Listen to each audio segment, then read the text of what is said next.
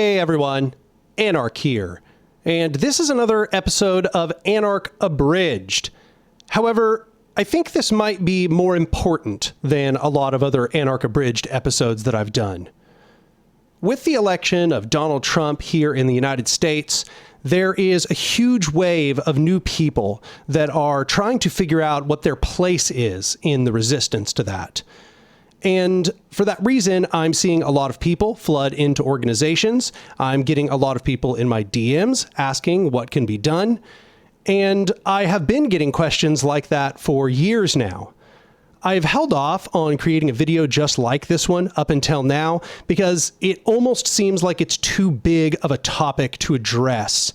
But what I'm going to try to do here is just summarize as much as is conceivably possible about what people need to know to get started organizing and to understand the lay of the land when it comes to organizing. Because it's very clear that dark times are coming.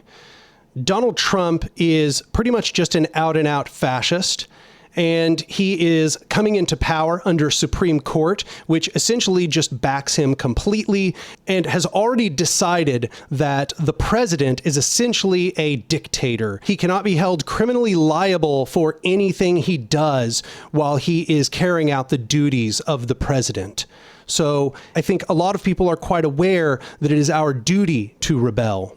But why should you listen to me? I'm just some random YouTuber, right? Well, I've been organizing for about 13 years now. I got my start in Occupy Tulsa.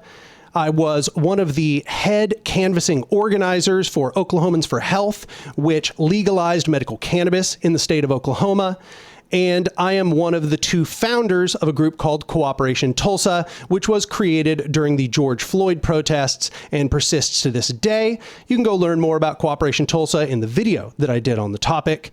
And I have been part of about a dozen other groups in the meantime. So I've seen a lot of organizing. I've seen the successes and failures of different organizational methods.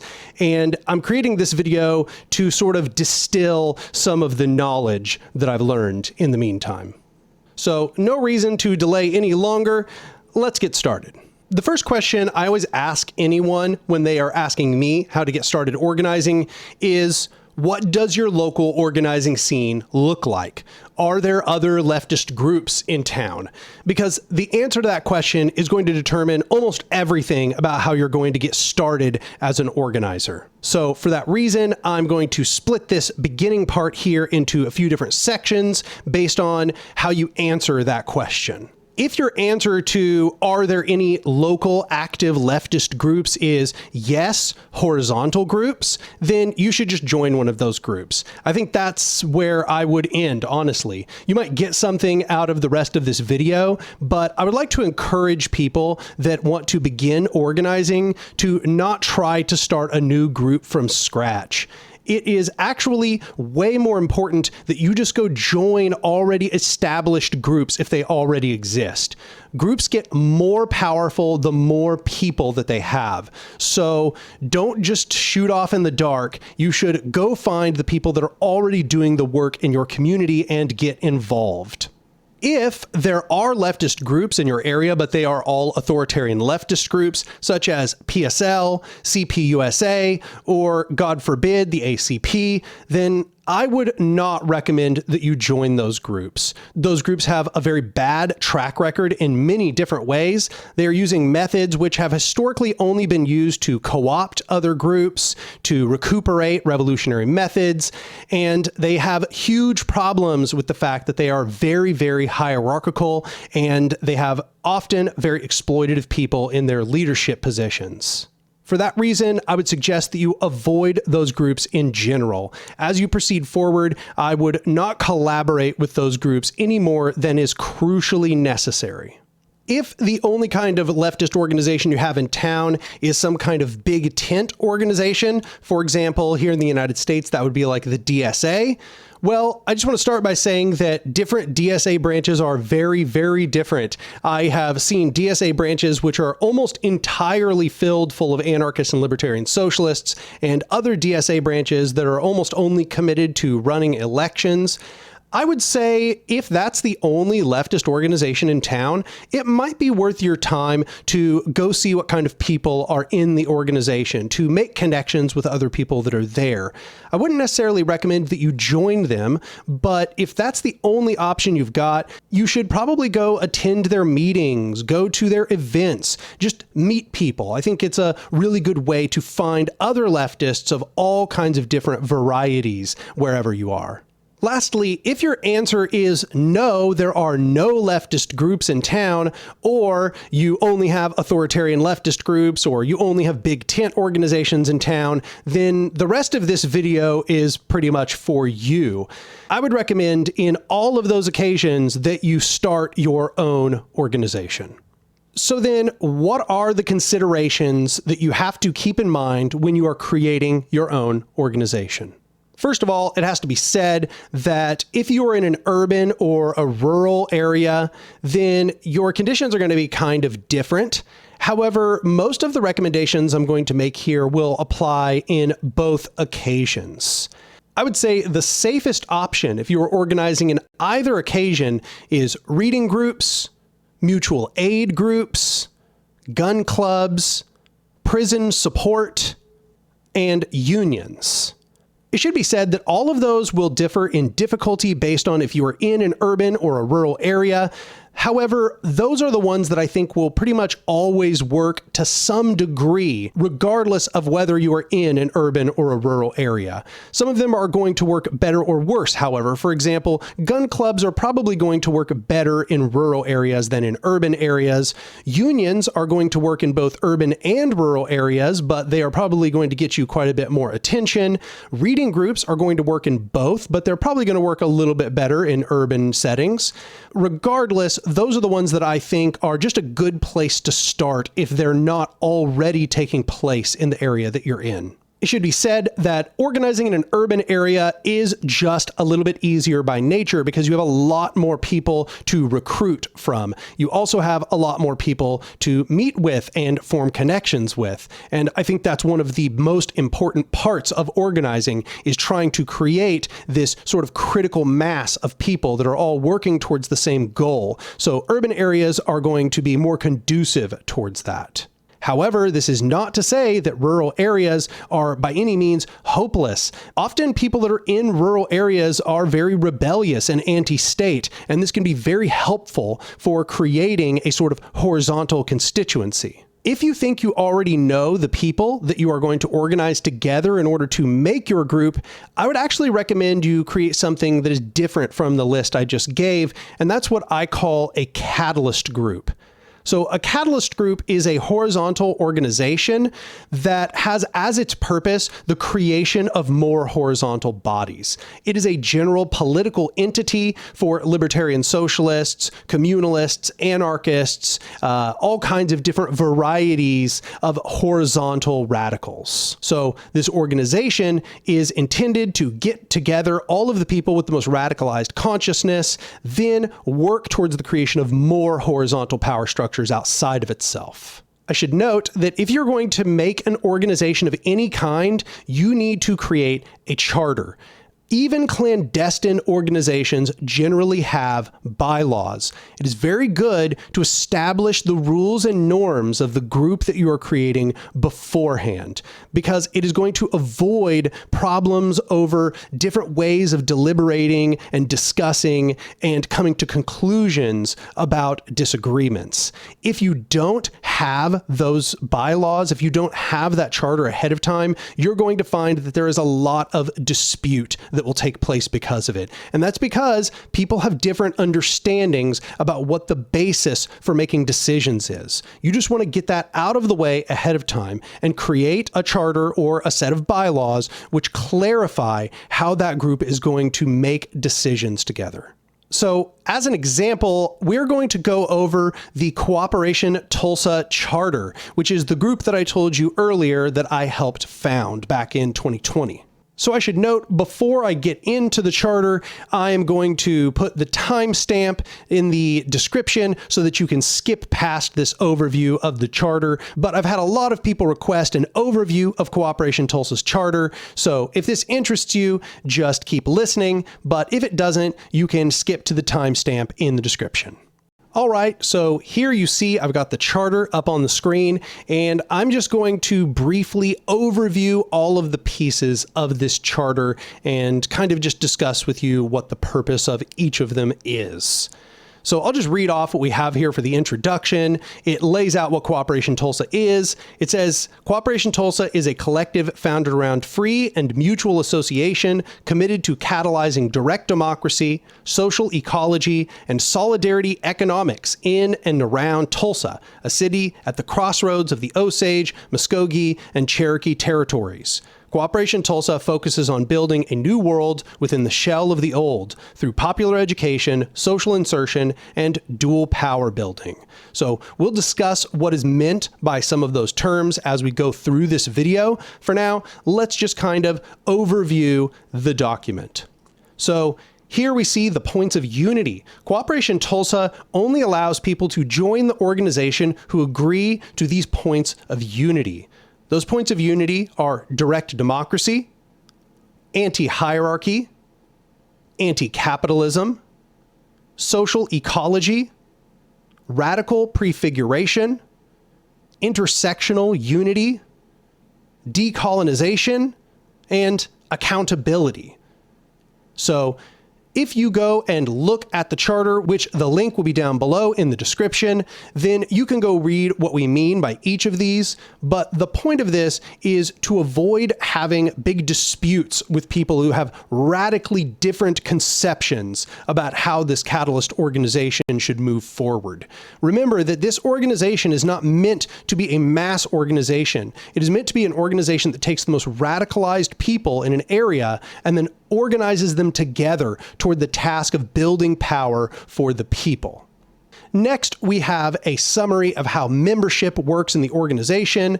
We lay out that nobody could be barred based on their background or identity. Expulsion would be based on a lack of commitment to the platform, current violations of the points of unity, or safety concerns.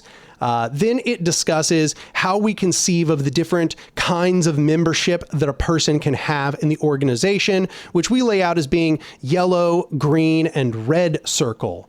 So green circle is sometimes called accomplices. These are people that are associated with the organization who show up to our events, but are not considered formal members of the organization. Often these people are volunteers or people who just donate to the organization.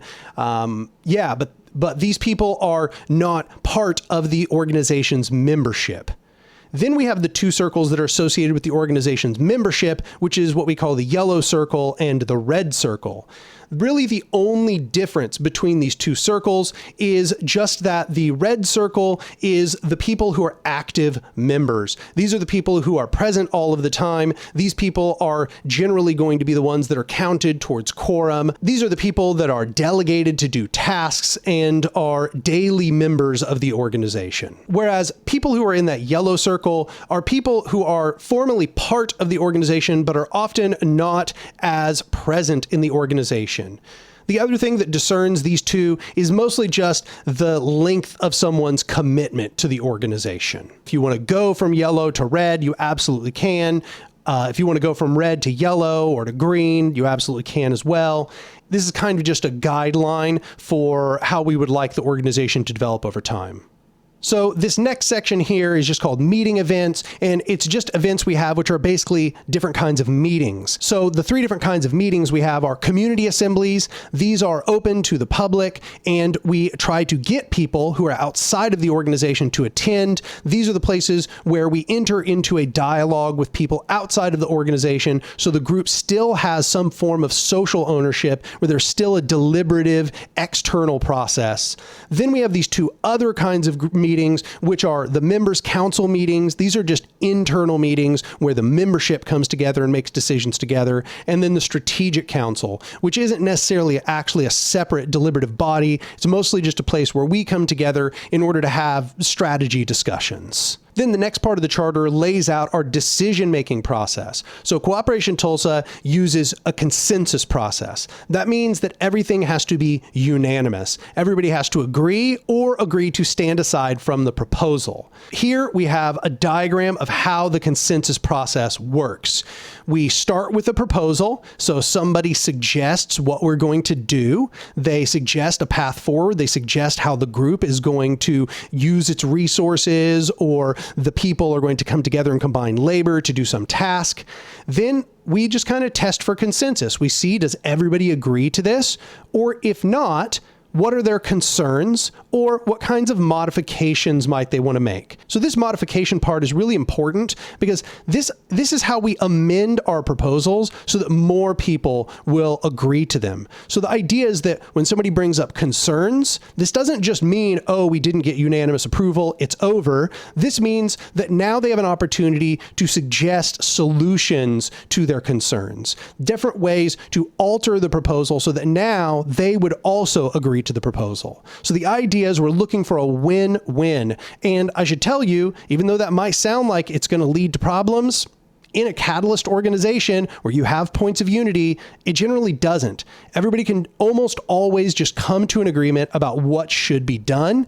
And if we could not come to an agreement, if there were something that were extremely important that people absolutely just would not allow to take place, the consensus process allows what is called a block, which is where that person can block that proposal from being put into place. Obviously, the ideal is that we are going to modify it through amendments until it reaches everybody's needs, but sometimes that won't happen. Personally, I found blocks are incredibly rare. Most of the time, people do this option over here, which is stand aside. They just say, I don't really agree with the proposal, but y'all are free to go ahead with it. And if everybody agrees or stands aside, we have consensus agreement. If it is blocked, often the proposal is just brought back later with some new amendments that will hopefully get people's approval who originally blocked. So here's more just further discussing how the consensus process works, just in case anybody had further questions. But this is now moving on to how we usually structure our meetings. So there's the update portion here, and the update portion is generally just report backs on either ongoing projects, some sort of responsibility that somebody has chosen to carry out. For example, going and meeting with another organization, and then they're bringing back what they've learned after meeting with that organization. This is the part of the meeting where we just get that stuff out of the way so that everybody has the knowledge about where we're at with all of our different processes. Then we enter into the discussion phase. This is generally going to be where people make proposals, where we discuss open problems, and where we try to build consensus before we go to actually acting to get consensus. Then we have generally what we would call the voting phase. This is where we try to get consensus on all of the proposals. This includes that amendment process.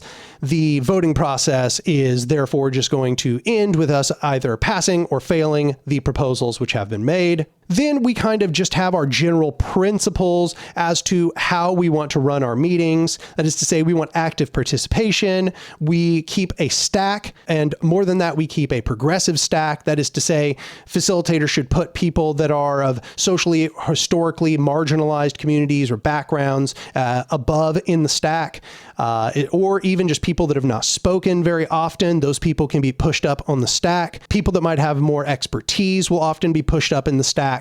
This is just a way for us to make sure that people don't get talked over, and that, people with pertinent knowledge are able to speak quickly and early in the process of deliberation so that we have that knowledge moving forward. It's also important that we practice mutual respect, that people are flexible and willing to give things up in order to come to agreements, that we should always be trying to seek clarity in proposals and people's amendments and disagreements, and that our disagreements are constructive by nature. We're not trying to attack other people. We're not trying to tear them down. Then this is essentially just laying out what we expect from proposals in order for them to be good proposals. This is not to say that a proposal that doesn't follow this is not accepted. For example, here we have the discussion of what's called verbal proposals, which is just where a person says, hey, I think we should do X, X, and then we just come to consensus on that. But our preference is for written proposals so that we kind of have a baseline. We can develop, guidelines for what the proposal is going to be like and so on. And then, here we have considerations and expectations. This is about the ongoing processes of Cooperation Tulsa. It lays out our grievance process, about how we separate grievances into different categories: conflict, harm, abuse. Those are different in our minds and they need different kinds of resolution processes. Then here we have how we deal with delegation. That is to say, if somebody is going to be delegated to do a task and it's expected they are going to do the task and everybody else is not going to be ongoing voting on it, this is how delegation works, as well as what kinds of roles that we generally expect are going to be delegated. So that's somebody who manages the money, somebody who makes sure that all the people in the organization are still plugged in and know what's going on and that they're, part of the process, and somebody who manages our social media. Lately, we haven't delegated anybody to those roles. We've just been kind of flexible and everybody's been sharing those burdens. But in the past, we have had people in these delegated roles. And then we have the idea of laying out spokespersonship. That is to say, no one person speaks for Cooperation Tulsa. Everybody speaks for themselves, but they do represent the group in a sense that they are meant to, present the group well. They are meant to put on a good face. They are meant to follow the group's core values and how they interact with others. Here we have a description of federations we're in. I won't go too far into that. Here we have how we manage our assets and how we understand our 501c3 status. And lastly, we have how somebody would be kicked from the group and how we would amend this charter. So this charter is a living charter. It can be amended through a proposal at any time by people in Cooperation Tulsa. So that's an overview of our charter, just to give you an idea of how Cooperation Tulsa functions as a group. But now let's get into the rest of the video, which is how do we even decide what to do? How do we navigate the landscape around us? The first thing I want to say is that no matter where you are, hierarchical power is exploiting people. That is the kind of society that we live in. We live in a society where almost everything is governed by hierarchical power structures. So that means that your job as an organizer is to find those places where people are being exploited and help rally them to their own defense, to help create alternatives, to help fight back against those hierarchical power structures where you're at. And it should be noted that no matter what kind of exploitation is taking place, there will be bodies that you can create that will help people fight back against that exploitation. I separate the kind of bodies that we need to create into 4 different groupings, which I sometimes call the 4 pillars of prefiguration. And these are councils, economics, defense, and intelligence. So councils are democratic or deliberative bodies where people come together and make decisions together. These can be formal or informal. These can be temporary or permanent, but this is a necessary part of any kind of strategy of fighting back against hierarchy. There have to be these places where people come together, meet, and make decisions together. So examples of council bodies would be things like general assemblies, which is where you get a bunch of people in an area together and meet and have discussions about what they need to do. The catalyst organizations I discussed are also in this council category. This would also include things like community forums, where everybody comes together to listen to a bunch of speakers that talk on specific topics. And this would also include things like federations, which are ways for us to combine many different groups together. Next, we have economics. Economics is, to be simple, just the way that we distribute stuff. This would include things like unions, which is to say our ability to fight back against capitalists. This would include things like worker cooperatives, which is where the workers come together and own their own workplaces. This would include things like free stores, which are essentially big swap meets where everything is free and everybody gives freely and takes freely. This would include things like time banks, which is just where you have these digital repositories of everybody's worked labor and everybody just trades hours of labor with one another. This would also include things like tool libraries, which is where people can go and just check out tools from a communal library. This would also include a lot of forms of mutual aid. These are all just bodies where we accumulate and then determine how we distribute stuff. There are many different forms of economic bodies that need to be made. Next, we have defense, which I should clarify is just our total ability to defend our communities. This doesn't only include militant things, although it does include the militant things. It includes things like healthcare and harm reduction. Those are defense of our communities.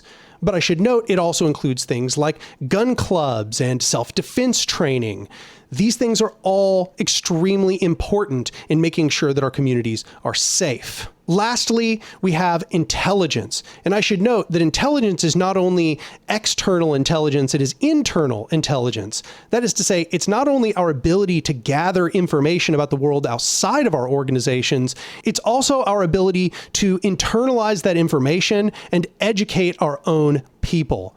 So for example, reading groups where we all sit down and have discussions about some given text, that's actually part of this intelligence pillar. But so is spy work, where we go and do active reconnaissance about what the enemy is doing. So for example, anti-fascist organizing goes a little bit in the defense category and a little bit in the intelligence category. Which of these will you want to create in your circumstances? Well, I can't tell you that. That is a little bit too into the weeds. Only you are going to know your specific circumstances well enough to know which of these sorts of bodies you should want to prioritize creating. So that's a question you are going to have to answer. However, I have written an essay called Constructing the Revolution, which essentially lays out this 4 pillars of prefiguration thesis in much more detail. So feel free to go over and watch that if you'd like more detail about this concept. So a lot of you might be saying, what about protests?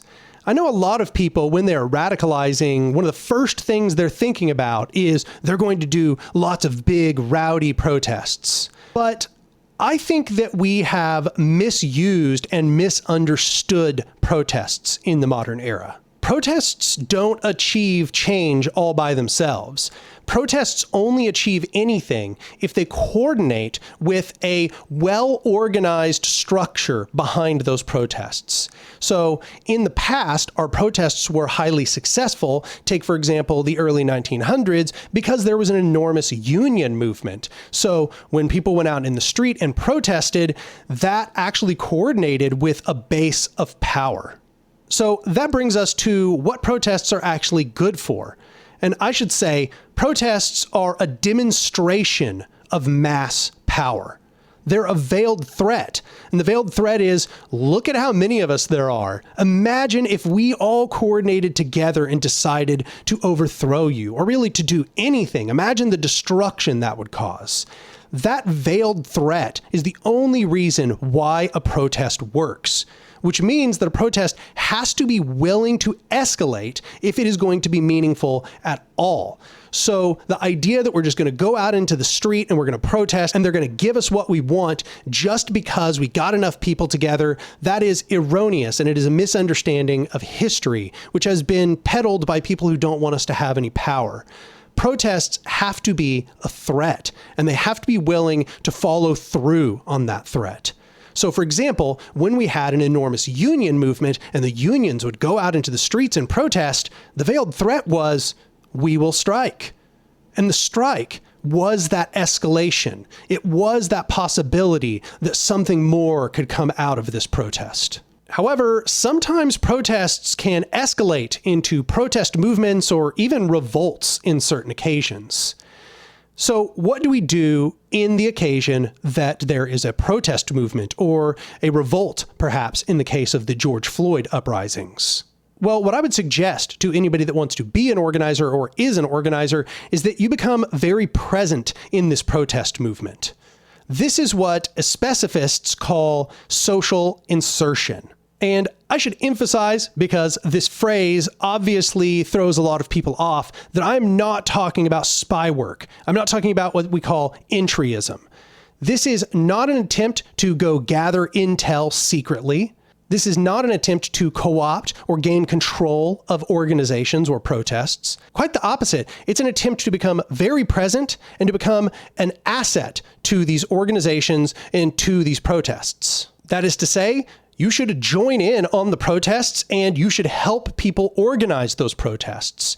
You should organize solidarity actions and be vocal about your solidarity. If the protesters need assistance, you should help organize that assistance. That includes things like bail funds. That includes information. That includes access to resources.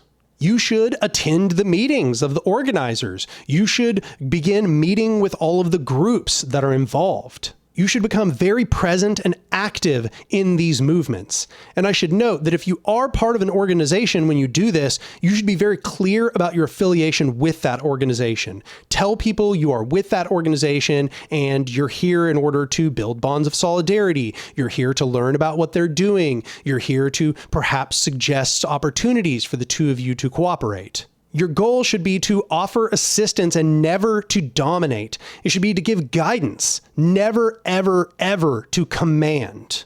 And if you're new to organizing while you're doing this, you need to practice some humility.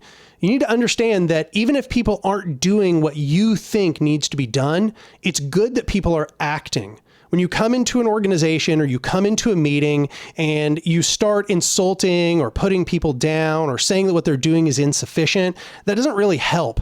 Most of the time, they're already committed to the actions they're doing. All you're doing is making it less likely they're going to do actions. People learn through action, and it's really important that you let people act and do things. And if you want to do something otherwise, you should organize people together to do that other thing. Don't come into the room like you're an expert.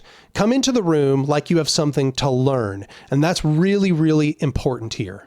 If you want to understand the many ways that you can do this wrong, you should read the short essay, Accomplices, Not Allies. It is an excellent summary of the many different types of erroneous interactions that new organizers can have when they come into these groups. All of this is not to say, however, you should not be trying to counsel people towards anarchist means. You absolutely should be. Insofar as that there are open discussions, you should be suggesting people build power from the bottom up, not to just ask concessions from government, but instead to build alternative systems, to confront power directly rather than to do peaceful marches.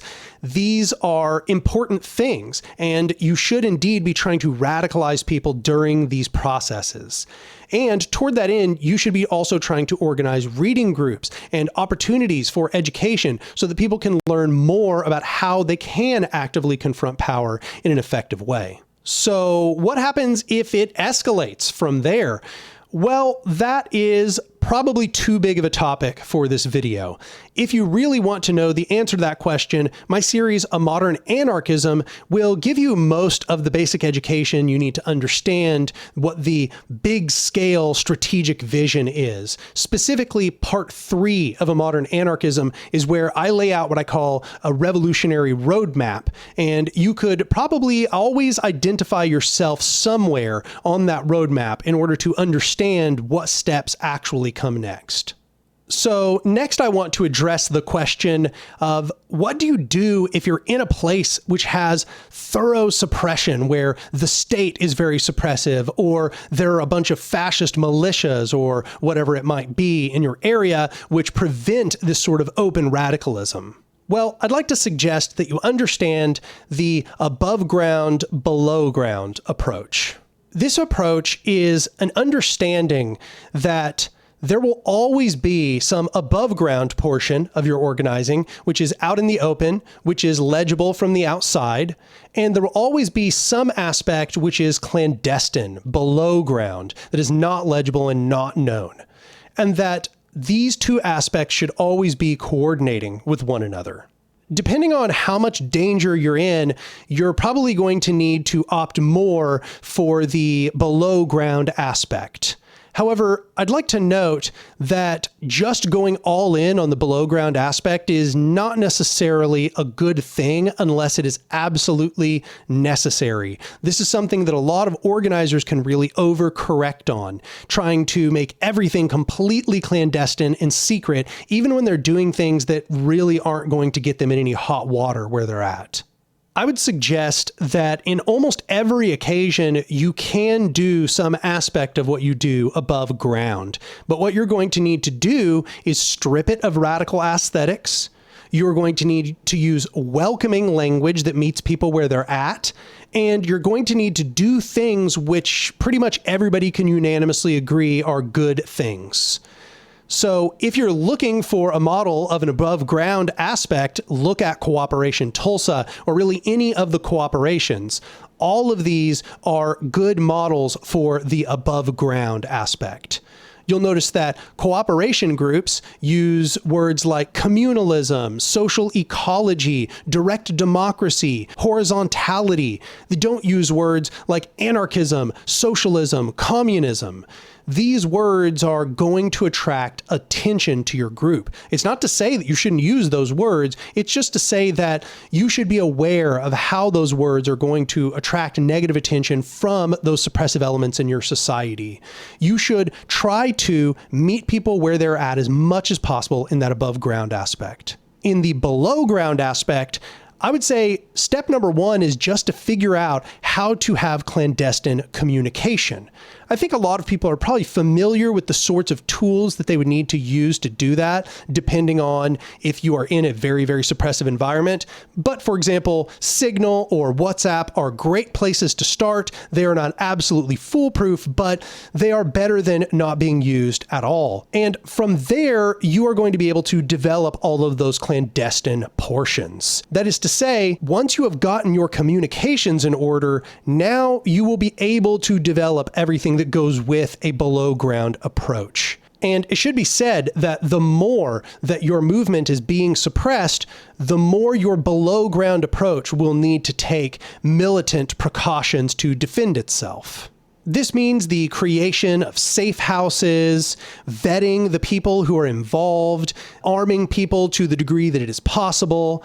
All of these things are going to be more and more involved the more clandestine, the more below ground that you have to be. But once again, I'd just like to warn you against being overly afraid and making everything below ground from the jump. That is only going to weaken you. It's going to give you less access to new people. It is going to make your group more and more insular. And the more insular you are, the less people you have involved, the less power you have to be any kind of threat.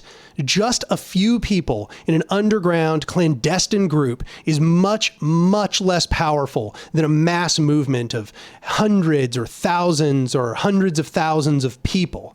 So I'd just like to note that real power is built in masses of people, not in small clandestine underground groups. Small clandestine underground groups are just a necessity that comes about by trying to avoid repression.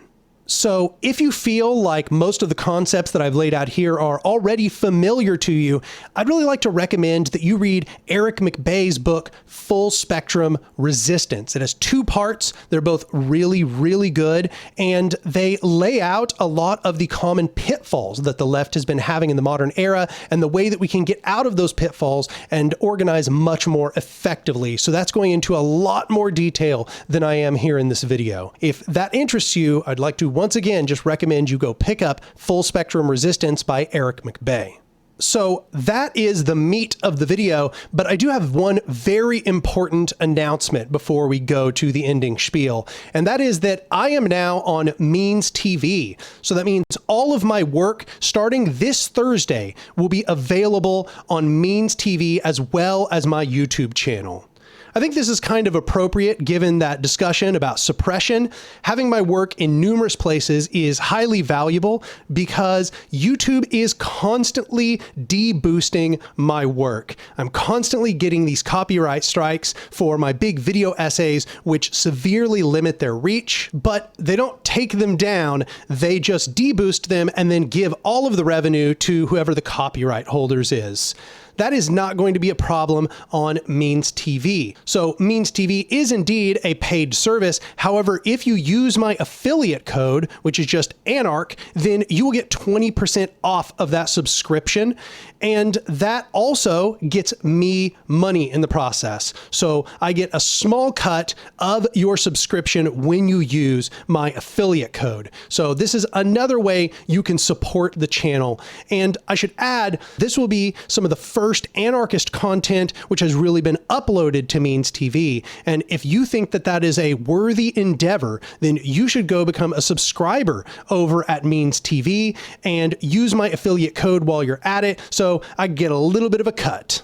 In any occasion, I'd also like to suggest that if you've watched this entire video, that you like the video, comment down below about what you thought about it. If this is the first video you've seen on the channel and you think that it was a good video, you should subscribe to my channel because I do lots of stuff just like this. And if you've been served up numerous videos for my channel, you should definitely subscribe. Obviously, the algorithm has chosen you.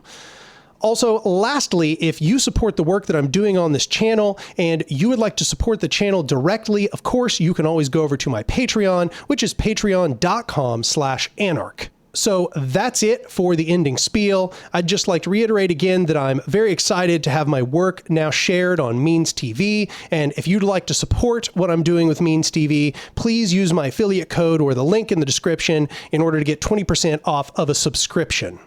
Anyway, that is it for this Anark Abridged. It was not very abridged, as I can see from the record time. I appreciate y'all watching, and I'll see y'all next time.